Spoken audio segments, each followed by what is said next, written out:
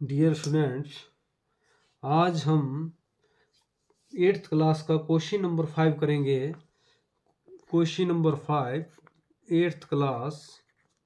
तो देखो इसमें क्या लिखा है, एक पंचभुज बनाओ जिसकी दो भुजाओं की स्थिति पूर्ण रूप से दी हो और भुजा ए बी के समान हो।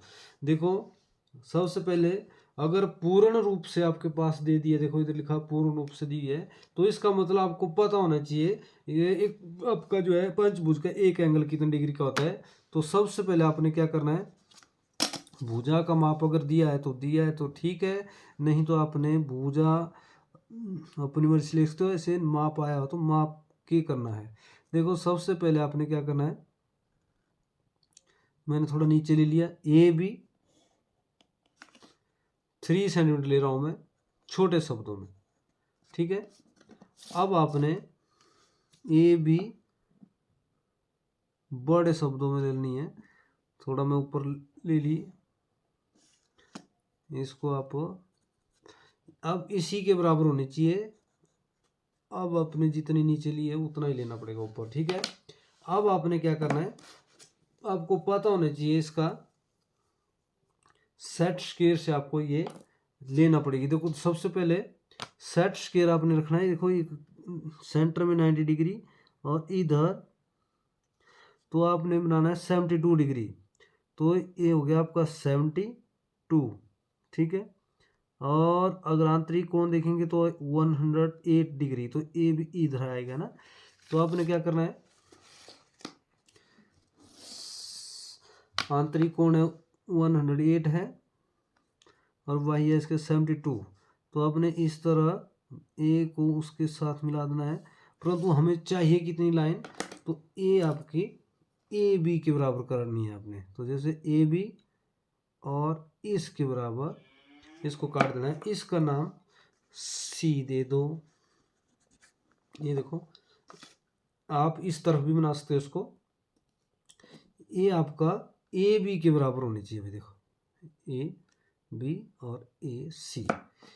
अब तक आपको इसका एक भी अंक नहीं आएगा, इसका जो है आपका पूर्ण रूप से दी है, तो इसका मतलब इतना काम आपको करना पड़ेगा पहले।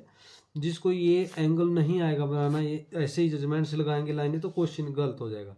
अब आपने क्या करना है, सर्वप्रथम अब आपका काम शुरू हुआ। तो ये आपने चाहे आप इधर 180 डिग्री 108 डिग्री लिखें, चाहे आप इधर बाहर की तरफ अगर बढ़ाएंगे इसको दानेदार, तो इधर आप 72 डिग्री भी लिख सकते हैं ना। अब अपने इन दोनों लाइनों को समझाने करना है, आधे से ज़्यादा प्रकार खोलनी है, ऐसे ए बी का समद्विभाजन और ए सी का समद्विभाजन अपनी मर्जी से प्रकार खोलो।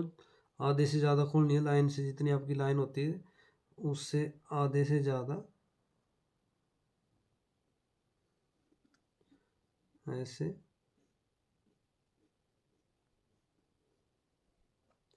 और ऐसे ही आपने सी को केंद्र मानना है। ये देखो दोनों समद्विभाजन कर दिया मैंने, एक ही बराबर प्रकार खोले सभी जगह, जहाँ ये चापे मिलती है आपस में इनको मिलाओ। जैसे ए बी का समद्विभाजन हो गया इस तरह,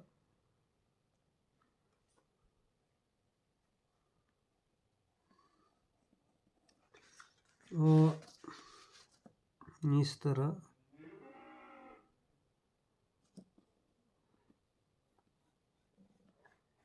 जहाँ दोनों समद्विभाजन की लाइनें आपस में मिलती है इसका नाम ओ डाल देना है। ओ को केंद्र मानो, चाहे आप सी तक प्रकार खोलो चाहे बी तक, ये आपकी एक जगह ही पहुंचेगी। जैसे सी से है तो बी तक पहुंचेगी, अगर बी से ये अपने दानेदार वृत्त लगा देना है, ठीक है। अब आपने ए बी के बराबर ही प्रकार खोलनी है,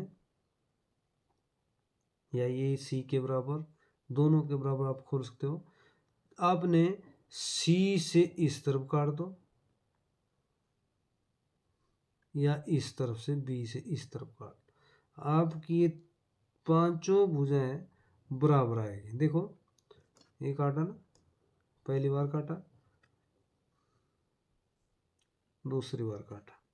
अगर आप इधर से काट रहे हैं, पहली बार काटा, दूसरी बार काटा, ये आपकी जहां भी ये कट लगे इसका नाम सी डी ई।